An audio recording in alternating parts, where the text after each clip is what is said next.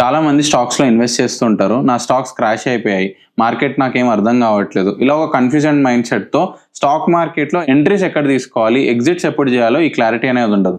ఈ వీడియోలో మీకు క్లియర్గా మార్కెట్ వాల్టాలిటీకి అసలు ఏం క్యాలిక్యులేట్ చేస్తారు, అసలు స్టాక్స్లో మనం ఎప్పుడు ఎంటర్ అవ్వాలి, ఎప్పుడు ఎగ్జిట్ అవ్వాలి క్లియర్గా ఎక్స్ప్లెయిన్ చేస్తాను. సింపుల్గా మీరు ఏదైనా ప్రోడక్ట్ ట్రేడ్ చేస్తున్నప్పుడు చీపర్ ప్రైస్లో కొని హైయర్ ప్రైస్లో సెల్ చేస్తే మీకు ప్రాఫిట్ వస్తుంది. ఆ చీపర్ ప్రైజెస్కి కొన్ని సినారియోస్ ఉంటాయి, సేమ్ స్టాక్ మార్కెట్లో కూడా అంతే. వీడియోని స్టార్ట్ చేసే ముందు మార్కెటింగ్ ఛానల్కి సబ్స్క్రైబ్ చేసుకొని వాళ్ళు సబ్స్క్రైబ్ చేసుకోండి అండ్ బెల్ ఐకాన్ని క్లిక్ చేయండి. ఎవ్రీ వీక్ ఫ్రీగా స్టాక్ మార్కెట్ మీద నాలెడ్జ్ పొందామంటే marketing is the right place. Let's start the video. First, stock prices news వల్ల ఎఫెక్ట్ అవుతాయా? స్టాక్ ప్రైజెస్ చేంజ్ అవ్వడానికి one of the biggest reasons news stock market ని instant గా impact చేస్తుంది. కానీ లాంగ్ టర్మ్ లో మీరు మంచి ఫండమెంటలీ గుడ్ ఉన్న స్టాక్స్ లో ఇన్వెస్ట్ చేశారనుకోండి, మీకు గుడ్ రిటర్న్స్ వస్తాయి. కానీ ఇప్పుడు షార్ట్ టర్మ్ లో స్వింగ్ ట్రేడింగ్ కానీ పొజిషనల్ ట్రేడింగ్ కానీ మీకు స్టాక్స్ లో మీరు ప్రాఫిట్ చేసుకోవాలి అంటే అది ఎలా చేయాలో ఎక్స్ప్లెయిన్ చేస్తాను, జాగ్రత్తగా వినండి. మీరు చూస్తూ ఉంటారు కదా, ఇన్స్టెంట్ గా కొన్ని న్యూస్ ఆర్టికల్స్ వల్ల స్టాక్స్ ఇన్స్టెంట్ గా పెరిగిపోతుంటాయి, ఇన్స్టెంట్ గా పడిపోతూ ఉంటాయి. For example Hindenburg report and Adani issue. ఇప్పుడు దీన్ని మీరు ఎలా డిఫర్ చేసుకోవాలంటే, ఒక పాజిటివ్ న్యూస్ వచ్చింది, ఒక కంపెనీ గురించి కానీ ఒక పర్టికులర్ సెక్టార్ గురించి కానీ ఒక పాజిటివ్ న్యూస్ వచ్చింది, అందులో అది గవర్నమెంట్ అవ్వచ్చు, ఎకనామిక్ పాలసీస్ అవ్వచ్చు, ఏదైనా లైక్ ఫర్ ఎగ్జాంపుల్ మన ఇంట్రెస్ట్ రేట్స్ అవ్వచ్చు, రెపో రేట్స్ అవ్వచ్చు, గ్లోబల్ న్యూస్ అవ్వచ్చు. సో ఇలాంటి పాజిటివ్ న్యూస్ ఏదైనా ఒక సెక్టార్కి కానీ ఒక ఇండస్ట్రీకి వచ్చినప్పుడు అందులో ఉన్న బెస్ట్ స్టాక్స్ అనేవన్నీ ప్రైజెస్ హై అవుతాయి. ఎందుకంటే ఇన్వెస్టర్స్ అంతా దీంట్లో గ్రోత్ ఉంటుంది, ఒక పాజిటివిటీ ఉందని ఇన్వెస్ట్ చేస్తూ ఉంటారు. సో అలాంటప్పుడు దాన్ని మీరు మీ అడ్వాంటేజ్గా యూస్ చేసుకొని ఒక షార్ట్ టర్మ్ సినారియోలో కూడా మీరు ఇన్వెస్ట్ చేసి మీ ప్రాఫిట్స్ బుక్ చేసుకోవచ్చు. సేమ్ ఇలానే నెగిటివ్ న్యూస్ వచ్చింది అనుకోండి, పానిక్ సెల్లింగ్ అనేది జరుగుతుంది, చాలా మంది ఇన్వెస్టర్స్ సెల్ చేసేస్తుంటారు. కానీ ఇక్కడే ఒక డిఫరెన్స్, ఇలాంటి వాటిని మీరు ఒక ఆపర్చునిటీలా చూడాలి.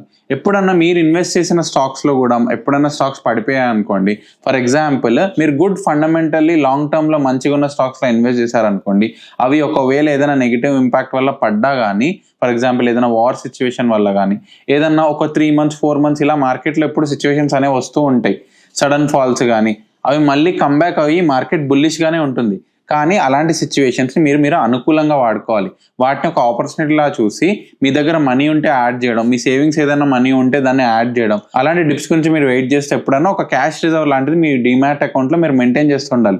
సో దీనివల్ల మీకు అడ్వాంటేజ్ ఏమవుతుంది, అలాంటి సినారియోస్లో మీరు మంచి ప్రాఫిట్స్ చేసే అవకాశం ఉంటుంది. ఎందుకంటే మంచి స్టాక్స్ మీకు ఒక డిస్కౌంటెడ్ ప్రైస్లో దొరుకుతాయి. ఫర్ ఎగ్జాంపుల్ ఇప్పుడు అదానీ స్టాకే ఉంది, హిండెన్బర్గ్ రిపోర్ట్ వల్ల ఆ స్టాక్ పడిపోయింది, కానీ హిండెన్బర్గ్ కంపెనీ లాస్ట్కి మూసుకుపోయింది. కానీ ఈ కంపెనీ బిజినెస్ వైజ్ కానీ గవర్నమెంట్ బ్యాకప్ కానీ అన్నీ ఉన్నాయి కాబట్టి మళ్ళీ రైజ్ అయిపోయింది, ఆ స్టాక్ నార్మల్ అయిపోయింది. ఆ డిప్ ని యూజ్ చేసుకున్న వాళ్ళకి చాలా మంచి ప్రాఫిట్స్ వచ్చాయి. కానీ ఇది అన్ని స్టాక్స్ కి అప్లై అవ్వదు. ఫండమెంటల్లీ స్టాక్స్ అనేది గుడ్ ఉండాలి, వాళ్ళ బిజినెస్ అనేది బాగుండాలి అండ్ వాళ్ళ గ్రోత్ రేట్ అనేది ప్రాపర్గా ఉన్నప్పుడు మీరు అలాంటి స్టాక్స్లో ఇన్వెస్ట్ చేశారనుకోండి, ఫర్ ఎగ్జాంపుల్ నిఫ్టీలో ఉన్న టాప్ 50 స్టాక్స్ కానీ టాప్ 10 స్టాక్స్ కానీ గుడ్ ఫండమెంటల్లీ స్ట్రాంగ్ ఉన్న స్టాక్స్లో మీరు ఎప్పుడన్నా ఇలాంటి సినారియోస్ని మంచిగా క్యాప్చర్ చేసుకోవచ్చు. పెన్నీ స్టాక్స్లో కానీ మిడ్ క్యాప్ స్టాక్స్లో కానీ అంటిల్ అన్లెస్ అవి ఫండమెంటల్లీ గుడ్ ఉంటే తప్ప మీరు ఇలాంటి ప్లే అనేది చేయకూడదు. ఎందుకంటే అక్కడ మేజర్గా లాస్ అయ్యే ఛాన్సెస్ చాలా ఎక్కువ ఉంటాయి, be careful. Next, earning reports. Stock మార్కెట్లో ఎవ్రీ 3 monthsకి ప్రతి ఒక్క కంపెనీ వాళ్ళ అర్నింగ్ రిపోర్ట్స్ అనేవి సెబీకి సబ్మిట్ చేయాలి. ఈ అర్నింగ్ రిపోర్ట్స్ లో పాజిటివ్ న్యూస్ నెగిటివ్ న్యూస్ వల్ల ఇది స్టాక్స్ మీద చాలా ఇంపాక్ట్ చూపిస్తుంది.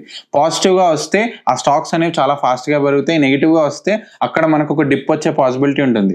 రెండింటిని మీరు బెనిఫిట్ చేసుకోవచ్చు. For example strong earning reports వచ్చాయనుకోండి, పాజిటివ్ సెంటిమెంట్ గా ఉంటుంది, స్టాక్ ఇంకా హై అయ్యే ఛాన్స్ ఉంటుంది. అదే వీక్ అర్నింగ్ రిపోర్ట్స్ వచ్చాయనుకోండి, స్టాక్ డిప్ లోకి వెళ్తుంది, మళ్ళీ రైజ్ అయ్యే పాసిబిలిటీ ఉందా, అసలు ఆ డిప్ అనేది ఎందుకు వచ్చింది, బిజినెస్ పడిపోయిందా, ఎదర్ అది ఆపర్చునిటీగా చూడాలి, లేదంటే ఒక వార్నింగ్ లో ఎగ్జిట్ కూడా అవ్వచ్చు. ఫర్ ఎగ్జాంపుల్ రీసెంట్ గా టాటా మోటార్స్ Q3 రిజల్ట్స్ వచ్చాయి, 23% ప్రాఫిట్ డౌన్ అయింది, స్టాక్ లిటరలీ ఒక 7% ఫాల్ అయింది. సో ఇక్కడ ఒకటి అబ్జర్వ్ చేయండి, earning reports investor sentiment and ఒక స్టాక్ ప్రైస్ ని ఎంత ఇంపాక్ట్ చేస్తాయి. ఇక్కడ ఇంకోటి మీరు అబ్జర్వ్ చేయాల్సింది ఏంటంటే, కొన్నిసార్లు కంపెనీస్ మంచి రిటర్న్స్ పోస్ట్ చేసినా స్టాక్ ప్రైస్ పడుతూ ఉంటుంది.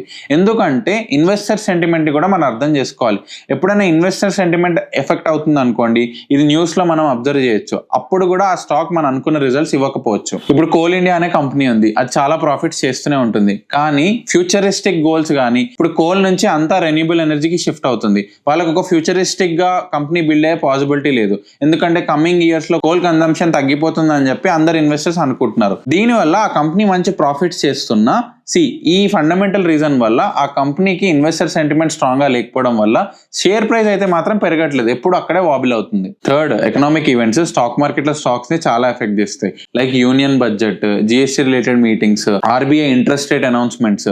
వీటిలో మన ఎకానమీకి పాజిటివ్ గా ఏదైనా అవుట్కమ్ వచ్చింది అనుకోండి, ఫర్ ఎగ్జాంపుల్ ఇంట్రెస్ట్ రేట్ ని తగ్గించారు, యూనియన్ బడ్జెట్ లో ఏదైనా మంచి మంచి సెక్టర్స్ కి బాగా ఎలకేట్ చేశారు, బాగా బిజినెస్ సైడ్ ఫోకస్ గా ఉంది గవర్నమెంట్, అలాంటప్పుడు బిజినెసెస్ గ్రో అవుతాయి, ఆ ఇంపాక్ట్ స్టాక్స్ మీద ఆటోమేటిక్ గా పడుతుంది, ఇన్వెస్టర్ సెంటిమెంట్ కూడా బాగా స్ట్రాంగ్ అవుతుంది. ఫర్ ఎగ్జాంపుల్ ఎప్పుడైనా మీరు అబ్జర్వ్ చేయండి, గవర్నమెంట్ లో ఇప్పుడు ఆర్బీఐ ఏదైతే ఉంటుందో అది ఎప్పుడైనా ఇంట్రెస్ట్ రేట్స్ పెంచినా గానీ, ఇన్ఫ్లేషన్ పెరిగినా గానీ, మన జీడిపి తగ్గడం గానీ పెరగడం గానీ, ఈ ఇంపాక్ట్ అంతా స్టాక్ మార్కెట్ మీద డైరెక్ట్ గా ఉంటుంది. మీరు మల్టిపుల్ సినారియోస్ లో మీరు అబ్జర్వ్ చేయొచ్చు, రీసెంట్ గా కూడా మనం అది చూసాం. ఫోర్త్, ఈ ఇన్వెస్టర్ సెంటిమెంట్ ఏదైతే ఉందో నేను మల్టిపుల్ టైమ్స్ చెప్తున్నాను, దీన్ని ఎలా క్యాలిక్యులేట్ చేయాలి సార్ అంటే నా దగ్గర ఒక ఆన్సర్ ఉంది. ఫస్ట్, మన వాలటాలిటీ ఇండెక్స్ ని, మార్కెట్ లో ఫియర్ ఉందా లేదంటే ఇన్వెస్టర్స్ ప్రాపర్ గా ఇన్వెస్ట్ చేస్తున్నారా లేదా, వాళ్ళ మార్కెట్ సెంటిమెంట్ ని తెలుసుకోవడానికి మనకు ఒక వాలటాలిటీ ఇండెక్స్ ఉంది, దాన్నే ఇండియా విక్స్ అంటారు. ఇండియా విక్స్ మనకి ఏం చెప్తుంది అంటే మన ఇండియన్ మార్కెట్స్ లో వాలటాలిటీని మెజర్ చేసే ఇండెక్స్ అది. దాన్ని ఫియర్ ఇండెక్స్ అని కూడా చాలా మంది అంటారు. దాన్ని బట్టి ఇన్వెస్టర్ సెంటిమెంట్ ఎలా ఉంది, ఇన్వెస్టర్స్ మార్కెట్ వైపు అసలు ఏ రియాక్షన్ తో ఉన్నారనే క్యాలిక్యులేషన్ మనం చేసుకోవచ్చు. ఫర్ ఎగ్జాంపుల్ ఇండియా విక్స్ బాగా పెరిగింది అనుకోండి, మోర్ దెన్ 15-18, మార్కెట్ లో ఫియర్ పెరుగుతుందని అర్థం. మార్కెట్ లో హ్యూజ్ వాలటాలిటీ మూవ్స్ చూసే పాసిబిలిటీ చాలా ఉంటుంది. అదే విక్స్ బాగా తగ్గింది అనుకో, మార్కెట్ లో వాలటాలిటీ బాగా తగ్గుతుంది అని అర్థం, అండ్ ఫియర్ ఎక్కువ లేదు అని అర్థం. ప్రొఫెషనల్ ట్రేడర్స్ అందరము మేము ట్రేడ్ చేస్తున్నప్పుడు మార్కెట్ లో విక్స్ ని కూడా చాలా ఒక ప్రైమ్ క్యాలిక్యులేటర్ గా క్యాలిక్యులేట్ చేస్తూనే లాంగ్ రన్ లో ట్రేడ్స్ గానీ స్టాక్స్ లో ఇన్వెస్ట్మెంట్స్ కానీ ప్లాన్ చేస్తాం. ఈ వీడియోలో ఫండమెంటల్లీ ఒక స్టాక్ లో మనం ఎప్పుడు ఇన్వెస్ట్ చేయాలి, ఎప్పుడు తీయాలి, అసలు ఈ క్యాలిక్యులేషన్ ఎలా చేసుకోవాలో మీకు క్లారిటీ వచ్చిందని అనుకుంటున్నాను. ఒకవేళ రాకపోతే కమెంట్ సెక్షన్ లో మీ ఒపీనియన్ ని మెన్షన్ చేయండి, దానికి తగ్గట్టు మరిన్ని వీడియోస్ చేసి మీ ముందుకు తీసుకొస్తూనే ఉంటాను. ఇలానే మాకు సపోర్ట్ చేస్తూ ఉండండి. మార్కెటింగ్ ద్వారా మీ స్టాక్ మార్కెట్ నాలెడ్జ్ పెంచుకోండి. మార్కెటింగ్ కి సబ్స్క్రైబ్ చేసుకుని వాళ్ళు సబ్స్క్రైబ్ చేసుకోండి అండ్ బెల్ ఐకాన్ ని క్లిక్ చేయండి. See you in the next video.